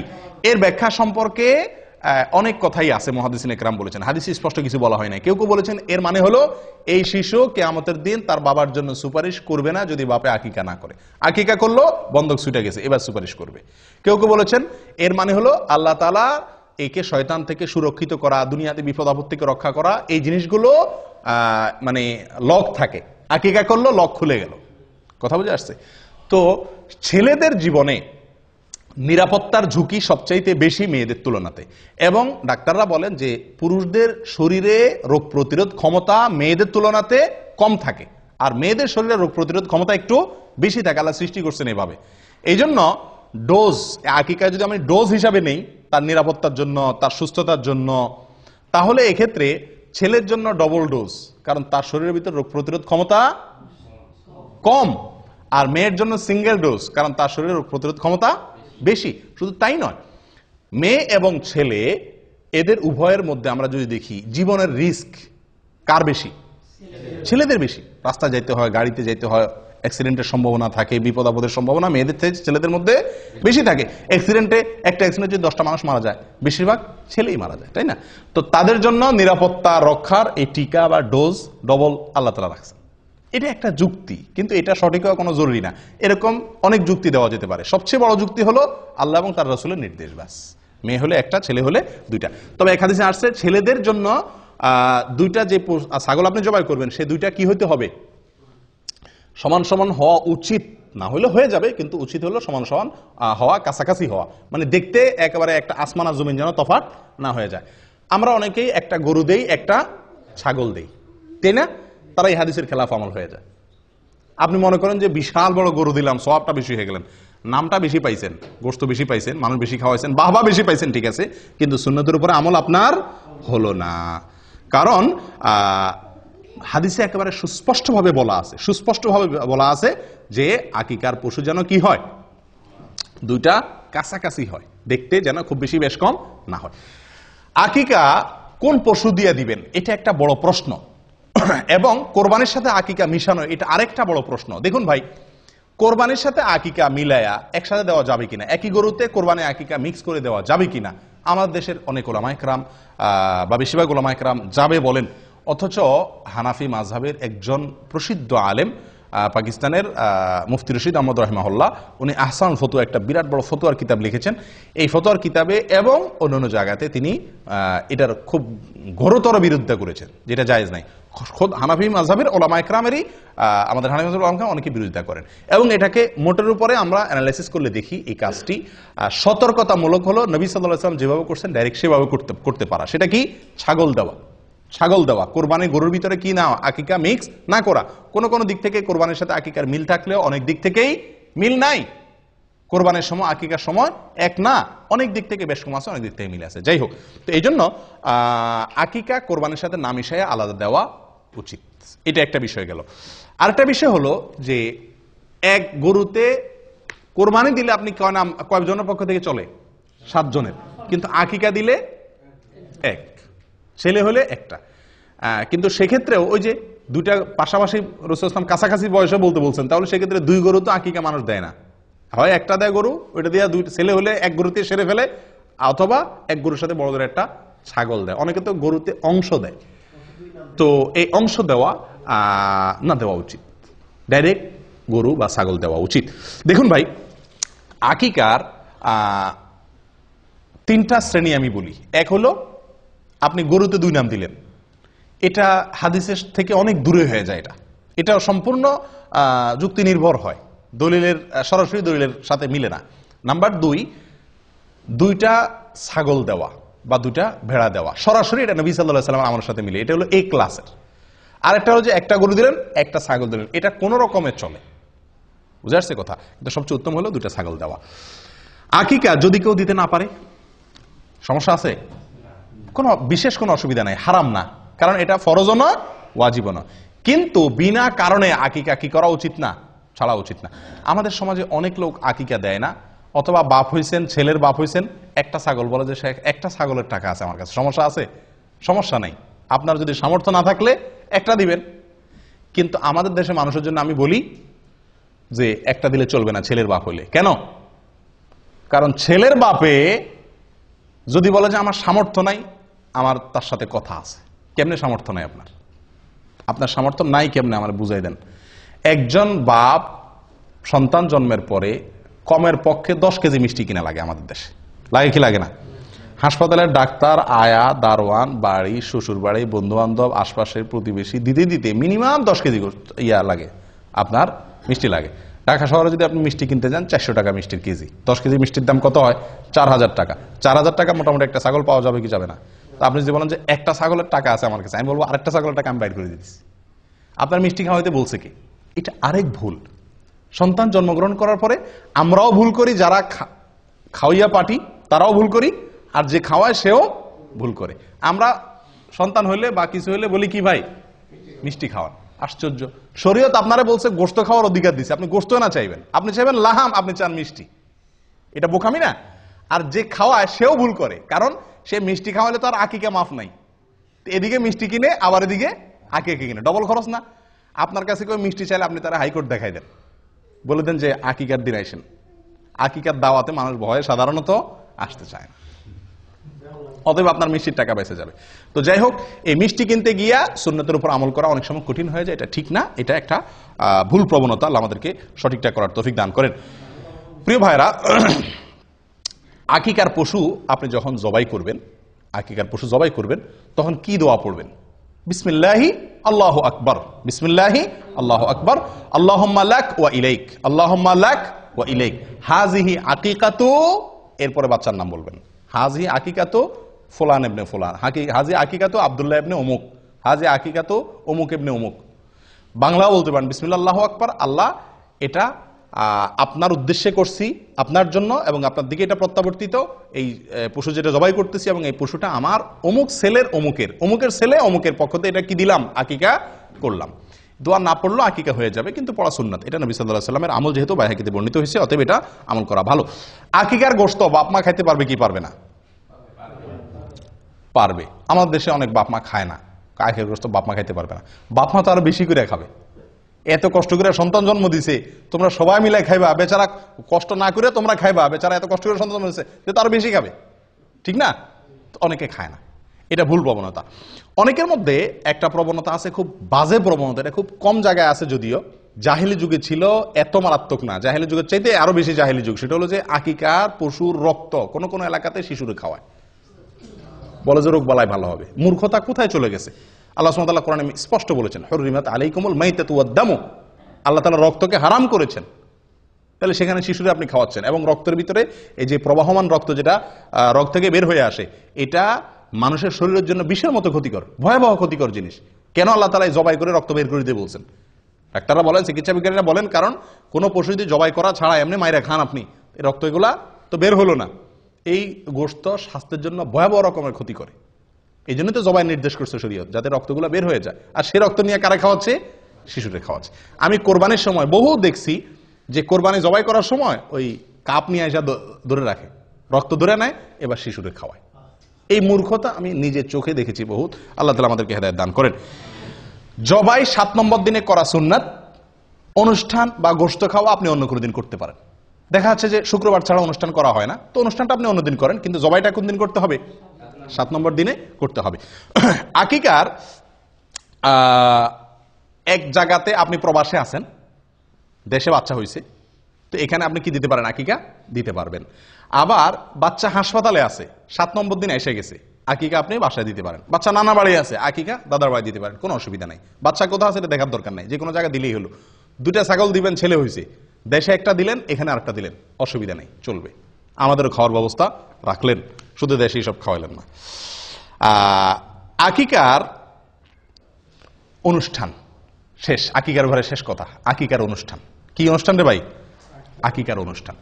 আকিকার অনুষ্ঠান আমাদের দেশে এটা একটা জুলুমের অনুষ্ঠান হয়ে গেছে। আকিকার অনুষ্ঠান করাতে দোষের কিছু না, কিন্তু আকিকার অনুষ্ঠানে যে চাঁদাবাজি হয়, এটা অত্যন্ত নিকৃষ্টতম একটা কাজ। আপনি বলবেন মানুষ খুশি হয়ে দেয়, আমি বলবো না। খুশি হয়ে 100 জন অতিথি থাকলে তার ভিতরে 20 জন হয়তো মন থেকে খুশি হয়ে দিচ্ছে, বা 30 জন দিচ্ছে, বা 50 জন দিচ্ছে। একটি লোকও যদি নাখোশ হয়ে আপনার সিস্টেমের কারণে দিতে বাধ্য হয়, লজ্জায় পড়ে দেয়, তাহলে আপনি তার গুনাহগার। এই উপহারটা আপনার জন্য হারাম হয়ে গেল। নবী সাল্লাল্লাহু আলাইহি ওয়াসাল্লাম বলেছেন, লা ইয়াহিল্লু মালু ইমরিইন মুসলিমিন ইল্লা বিতিবি নাফসিহি। কোন মুসলমানের মাল তার সন্তুষ্ট চিত্তে না হলে, মন থেকে সে খুশি হয়ে না দিলে, বাধ্য হয়ে দিলে, এটা জায়েজ নেই, হারাম। এটা হলো চাঁদা। এটা হলো কি? চাঁদা। আমি বলি মাস্তানরা যে চাঁদাবাজি করে আমাদের দেশে, মাস্তানরা যে চাঁদাবাজি করে, ওইটা আর এই বিয়ের উপহার আর আকিকার উপহার, এই 2 চাঁদা, এটারও আমি চাঁদাবাজি বলি। এই চাঁদা আর মাস্তানের চাঁদা, এই দুইটার ভিতরে পার্থক্য একটা, মূল জিনিস একই। পার্থক্য কি? পার্থক্য হলো মাস্তানে চাঁদাবাজি করার সময় কিছু খাওয়াইটা হয় না, ডাইরেক্ট চাঁদাটা নিয়ে নেয়। আর আকিকার অনুষ্ঠান, বিয়ের অনুষ্ঠানে এক থাল খাওয়াইয়া চাঁদাটা নেন। এই হলো 2 চাঁদার ভিতরে পার্থক্য। কিন্তু বেশিরভাগ লোক না হইলেও কিছু লোক হইলেও নাখোশ হয়ে যায়। বিশেষ করে এই অনুষ্ঠানগুলোতে একান্ত কাছের বাচ্চার, খুব কাছের লোক, ফুফু ভাই, এরা হয়তো একটা চেইন দিল, একটা আংটি দিল, বা একটা কিছু দিল, নগদ টাকা দিল, অসুবিধা নেই। কিন্তু অন্যান্য অনেক লোক আছে যারা আকিকার অনুষ্ঠানে খালি হাতে যাইতে পারে না। এই দেশে এই কালচারটা নেই। আমাদের মোহাম্মদ আলী গত শুক্রবারে আকিকার এক দাওয়াত পাইছে, তো আমারে বলে শেখ এরাবিয়ানদের দাওয়াত, তো আমারে বলে শেখ কি নিয়ে যাবো? আমি বললাম যে এখানে তো নেওয়ার সিস্টেম নাই, নিলে তুমি বেকুব হইবা, সবার সামনে শরম পাইতে হবে, কেউ নিবে না, তুমি একলা নিবা। সে আমার কথা শুনে নাই, না শুনে ওই সাবিল থেকে বাচ্চার জন্য গিফট কিনে নিয়ে গেছে। বুদ্ধিমানের কাম করছে, গায়েত রাখছে আগে, নিয়ে আগে বেজ্জত হয় না, যায় দেখে কেউ কিছু আনে নাই, তখন সে একলা নিলে বেকুব হবে না, আর আনে নাই। তো এই দেশে এই সিস্টেমটা নেই। দাওয়াত দিচ্ছেন, খেয়ে চলে যাবে। আপনি দাওয়াত দিয়া টেবিল আর চেয়ার নিয়ে বসা, আমি বলি আকিকা বিয়ের অনুষ্ঠানে যে গেটে টেবিল চেয়ার নিয়ে বসে না, এটা এক তো মাস্তানের চাঁদাবাজির সাথে মিল আছে, আর হলো ভিক্ষুকের ভিক্ষার সাথে মিল আছে। পার্থক্য হলো এতটুকু, ভিক্ষুকে ভাঙা থাল নিয়ে ভিক্ষা করে, আর আপনি টেবিল আর চেয়ার নিয়ে ভিক্ষা করবেন, এই হলো পার্থক্য। ভিক্ষুক ভিক্ষার সময় ভাঙা থাল নিয়ে বসে, আপনি টেবিল আর চেয়ার নিয়ে বসলেন। নিকৃষ্ট একটা কালচার হয়ে গেছে আমাদের দেশে এগুলা, বাধ্য হয়ে মানুষ, এটা সিস্টেম হয়ে গেছে। কেউ যদি বাচ্চাকে খুশি হয়ে কিছু দিতে চায়, ওপেন, আগে পরে কত সময় সে দিতে পারে। এই সময়টাতে আমি গেটে খাতা কলম নিয়ে বসা মানে কি, তুমি না দিয়া ঢুকলে চিহ্নিত হয়ে যাবা, কি দিছো সেটা আবার লেখা হবে। এগুলো একরকম মানুষকে বাধ্যবাধকতায় ফেলে দেওয়া, যেটা উচিত না। আল্লাহ তাআলা মাফ করেন। আকিকার দিনে যে কাজগুলো করা দরকার, বা যে আমলগুলোর কথা আমরা বলছি একজন শিশুর জন্মের পরে, সেগুলো তো আমরা করি না, করি হলো কুকাম। বিশেষ করে ঢাকা শহরে, এখন ঢাকা না সব জায়গাতেই, ম্যাক্সিমাম জায়গাতেই আকিকার যে অনুষ্ঠান করে, আল্লাহ মাফ করুক, রীতিমতো ক্যালকুলেশন করে তো হিসাব বাইর করে, কত খরচ হবে, কত লোক দাওয়াত দেবে, কি গিফট আসতে পারে, কত টাকা আমাদের প্রফিট থাকতে পারে, হিসাব নিকাশ হয়। এটা তো একটা আছেই। আরেকটা অনাচার যেটা বিয়ের ভিতরে হয়, সেটা হলো ব্যান্ড পার্টি এনে, অথবা লম্বা লম্বা বড় বড় ওই যে আপনার সাউন্ড বক্স আনায়া ধুম ধাড়াক্কা গান চালায় দেয়। আপনারা লক্ষ্য করছেন এটা? কারণ বাচ্চারা আকিকা মানে সেখানে আশপাশে সবার ঘুম হারাম। এটা কি সুন্নতের উপর আমল হলো না তামাশা হলো? এই বাচ্চার উপরে তো আল্লাহর গজব নাজিল হবে রহমতের জায়গায়, যে বাচ্চার আকিকা উপলক্ষে পুরো এলাকা মানুষের ঘুম হারাম। আমি নিজে গতবার ছুটিতে গেছি দেশে, রাত 12টা 1টা বাজে হঠাৎ করে দেখি ধুমধাড়াকা শুরু হয়ে গেছে। 12টার দিকে গভীর ঘুম ভেঙে গেছে। কি ব্যাপার? বিশাল সাউন্ড দিয়ে গান। আমি নেমে বের হলাম, আমার ওয়াইফ বলে যে যাইও না, এত রাত্রে ঢাকা শহরে মানুষ বাসাতে বাইরে না। কি বলো, এই এলাকায় কোনো মানুষজন বসবাস করে না নাকি? বাইর হয়ে যায়, দেখি যে আকিকার ধুমধাড়াকা গান চলতেছে। বললাম যে ভাই, মাথার বিবেক কোথায় গেছে? এই শিশুটার জন্ম হয়েছে, তার জন্য সবাই দোয়া করবে। এই যে আমার ঘুমটা ভাঙাই দিলেন, আমি কি দোয়া করবো না বদদোয়া করবো? আমার মধ্যে শত শত লোক বদদোয়া করতেছে শিশুর জন্য, আর আপনি ধুমধাড়াক্কা গান লাগাই দিচ্ছেন। মূর্খতা কোথায় গিয়ে ঠেকছে? আপনি বিয়ের অনুষ্ঠানে গান বাজাবেন না, নাচবেন, আরো কিছু করবেন, আপনার বাসায় আপনি করেন। আপনি সাউন্ড বক্স দিয়ে পুরো এলাকা মানুষের কষ্ট দিচ্ছেন। শিশুর কষ্ট হচ্ছে, অসুস্থ লোকের কষ্ট হচ্ছে, ঘুমন্ত মানুষের কষ্ট হচ্ছে, অনেকের ডিউটি আছে সকালে, অনেকের পরীক্ষা আছে সকালে, সারা রাত। এবং বিশেষ করে ঢাকা শহরের এই কালচার একেবারে পুরো ঢাকা শহরে আছে। আমরা মূর্খ, এখনো কত লেভেলের নিচু লেভেলের মূর্খ রয়েছি যে রাতভর আমি পুরো এলাকা মানুষকে বাধ্যতামূলক গান শুনাই। কেউ কিছু বলারও অধিকার নাই, সাহস নাই, ক্ষমতা নাই। মূর্খতা কোথায় চলে গেছে? তো আকিকার অনুষ্ঠানকে এটা বেবরকতি করে, কল্যাণ নষ্ট করে এই সমস্ত গান বাজনার কারণে। আল্লাহ হেফাজত করেন। প্রিয় ভাইরা, 9 নম্বর আমল হলো বাচ্চার মাথার চুল কাটা, চাঁচা 7 নম্বর দিনে। এবং চুল চাঁচার পরে আরেকটা আমল আছে, যেটা হয়তো আপনারা অনেকে জীবনে প্রথম শুনছেন। সেটা হলো চুল চাঁচার পরে চুলের ওজন পরিমাণ রূপা আল্লাহর রাস্তায় দান করা।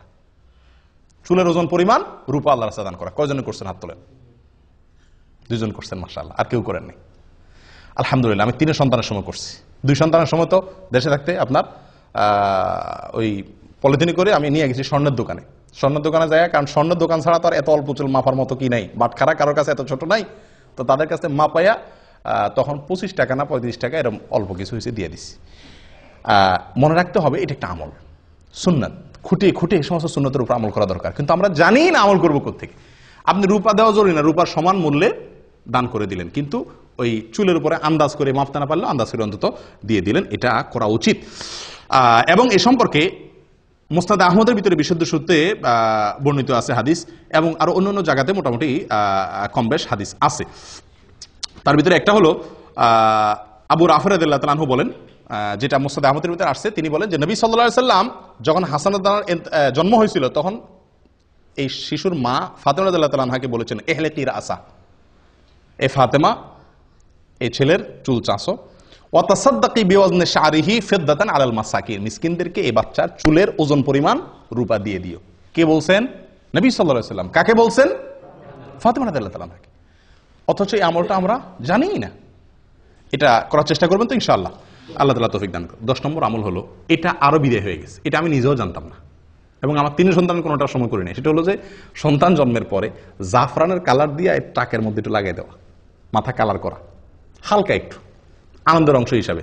এগুলো কোনো জরুরি আমল না, কিন্তু হাদিসে বর্ণিত আছে। হাদিসটা শুনেন, আয়েশা রাদিয়াল্লাহু তাআলা আনহা বর্ণনা করছেন, এবং এটি সহিহ ইবনে হিব্বানের ভিতরে আছে, এটাও সহিহ সূত্রে বর্ণিত। তিনি বলেন, জাহেলি যুগের মানুষ, আইয়ামে জাহেলিয়াতের যুগের মানুষ আকিকার পশুর রক্ত নিয়ে বাচ্চার মাথা চুল চাচার পরে ওটাতে কি করতো? মাখায় দিত। তো রক্ত নাপাক, হারাম জিনিস, এটা দিয়ে বাচ্চার শরীর মাখাবে, এটা তো ভালো জিনিস না করো। নবী সাল্লাল্লাহু আলাইহি ওয়াসাল্লাম তখন নির্দেশ করলেন সাহাবীদেরকে, ইজআলু মাকানাদ দামি খালুকান, তোমরা রক্ত না মাখায়া রং মাখাও। জাফরানের রং হলে সবচেয়ে উত্তম বা বেস্ট। এটা কোনো জরুরি কোনো আমল না, করতে পারলে করলেন, না করতে পারলে নাই। এবং একইভাবে সুনানে আবু দাউদের ভিতরেও এই বিষয়ে হাদিস বর্ণিত আছে, বুরায়দা রাদিয়াল্লাহু তাআলা থেকে একই জিনিস প্রমাণিত হয়। তাহলে 10 নম্বর আমল হলো মাথায় রং দেওয়া, এবং সেটা চুল চাঁচাটা ছেলে হোক মেয়ে হোক সবার জন্য 7 নম্বর দিনে হলে উত্তম এবং সুন্নাত। 11 নম্বর শেষ আমল, 13টা বলছিলাম না, 13টা না 11টা ভুল বলছি। 11 নম্বর শেষ আমল হলো খাতনা করা। কি করা ভাই?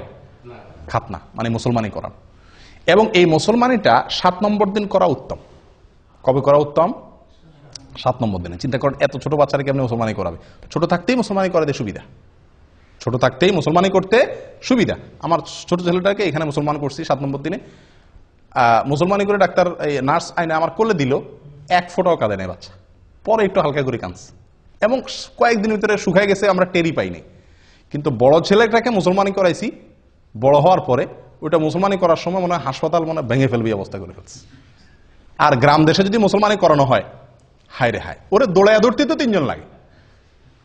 বেচারারে দৌড়াইয়া ধরে আনলেন, এরপরে হাত বাঁধরে, পাও বাঁধরে, একজনের পাও ধরো, একজনের হাত ধরো, একজনের চোখ বাঁধো, এরপরে ছেলের কান্দা, এরপরে ছেলের মার কান্দা, ছেলের বাপের কান্দা, পুরো এলাকা গরম হয়ে যায়, তাই না? কারণ ওই সময় আসলেও কষ্ট হয়। যত বড় হয় তত মুসলমানি করা কষ্ট হয়, যত ছোট থাকতে মুসলমানি করাবেন তত সহজ। 7 নম্বর দিনে করতে পারলে সবচেয়ে ভালো। হাসপাতালে নিয়ে যান, ডাক্তারদের বলেন করে দিবি, একেবারে টেরি পাবে না, সবচেয়ে সহজ। যাই হোক, এটা 7 নম্বর দিনে করতে হবে এমন কোনো জরুরি না, কিন্তু এটা খুব গুরুত্বপূর্ণ। এই যতগুলো আমল বললাম 11টা, এর ভিতরে সবচাইতে জরুরি আমল হলো এই শেষেরটা, খাতনা করা। এটাকে সুনানুল ফিতরা বলা হয়েছে। এমনকি এই খাতনা মেয়েদেরও করাইতে হয় যদি প্রয়োজন হয়। এই খাতনা হলো লজ্জাস্থানের সামনে যে অতিরিক্ত অংশ চামড়া দলা হয়ে থাকে, এর পেঁচে পেঁচে পেশাব থাকে, নাপাক থাকে, পরে এগুলো অ্যালার্জি হয়, স্বাস্থ্যের জন্য ক্ষতি হয়, নাপাকও থাকে, অনেক সমস্যা হয়, এটাকে কেটে ফেলে দিতে হয়। তো আমাদের দেশে সাধারণত মেয়েদের শারীরিক গঠন সেরকম না, যার কারণে আমাদের দেশে এটা প্রয়োজন হয় না, কিন্তু অনেক দেশে প্রয়োজন হয়। শারীরিক গঠনের কারণে খাতনা বাচ্চাদেরও, মেয়েদের ক্ষেত্রেও করতে হয়, কিন্তু ছেলে মেয়ে সকলের জন্য এটা বিধিবদ্ধ। তাহলে মোট 11টা আমল আমরা জানলাম। কার জন্য এগুলা? একটা শিশুর জন্মের পরে তার অভিভাবকদের বা আমাদের অন্যদের করণীয় 11টা আমল আমরা বলি তো বাই সিরিয়াল। 1, প্রথম আমল কি? সহবাসের সময় দোয়া করা, শয়তানের আশ্রয় চেয়ে নেওয়া। নাম্বার 2, ভূমিষ্ঠ হওয়ার পরে আল্লাহর আশ্রয় চাওয়া এবং বদনজর থেকে বাঁচার জন্য দোয়া করা। এটা কোনো নির্দিষ্ট সময় ঠিক করা নাই। 2, 3 নম্বর, সন্তান কোনো বাচ্চার জন্মগ্রহণের সংবাদ শোনার পরে ছেলে মেয়ে হয়েছে, কোনটা হয়েছে এটা না জিজ্ঞেস করে আগে আলহামদুলিল্লাহ রাব্বুল আলামিন বলে আল্লাহ শুকরিয়া আদায় করা। 4 নম্বর আমল বলেন, আপনারা কি শুনছেন? আকিকা বহুত পরে আজান দেওয়া, বাচ্চার কানে আজান দেওয়া 4 নম্বর। 5 নম্বর হলো তাহনিক করা, তাহনিক, খেজুরের রস তার মুখে দেওয়া 5 নম্বর। 6 নম্বর আমল বলেন।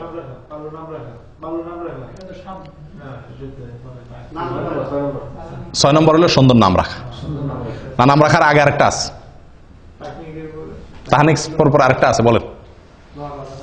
হ্যাঁ, বাবার জন্য দোয়া করা, বাবা শিশুর জন্য কি করা? দোয়া করা, বরকতের কল্যাণে দোয়া করা। কয় নম্বর গেল? 6 নম্বর। 7 নম্বর হলো সুন্দর একটা নাম রাখা, অর্থবহ একটা ভালো নাম রাখা। 8 নম্বর হলো সুন্নত পদ্ধতিতে সঠিকভাবে ভালোভাবে আকিকা করা। আকিকার ক্ষেত্রে একটা মাসআলা রয়ে গেছে, বড় হওয়ার পরও কি করা যায়? আকিকা করা যায়। হাসান বসরি রহমতুল্লাহ আলাইহি বলেন, যদি কেউ পুরুষ হয়ে থাকে তার আকিকা যদি করা হয় না এটা জানতে পারে, সেজন্য আকিকা করে। মুহাম্মদ ইবনে সিরিন রহমতুল্লাহ আরেকজন তাহাবী, উনি বলছেন যে যদি আমার আকিকা করা হয় না আমি জানতাম, তাহলে আমারটা আমি করতাম। নবী সাল্লাল্লাহু আলাইহি সাল্লাম নিজে নবী হওয়ার পরে ওনার আকিকা তিনি করেছেন। অতএব যদি কারোর আকিকা হয় না এটা শিওর জানতে পারে, তাহলে তার নিজের আকিকা সে পরে করতে পারে। তাহলে 8 নম্বর আমল গেল আকিকা। 9 নম্বর চুল চাষা এবং চুলের ওজন পরিমাণ রূপা আল্লাহ সাদান করা, তার সমমূল্য। 10 নম্বর আমল হলো জাফরানে কালি দিয়ে মাখানো। 11 নম্বর আমল হলো খাতনা করা। আল্লাহ তাআলা আমাদের সকলকে এই সবগুলোকে আমল করার তৌফিক দান করেন। জাযাকুমুল্লাহ ওয়া আখিরু দাওয়ানা আনিল হামদুলিল্লাহি রাব্বিল আলামিন।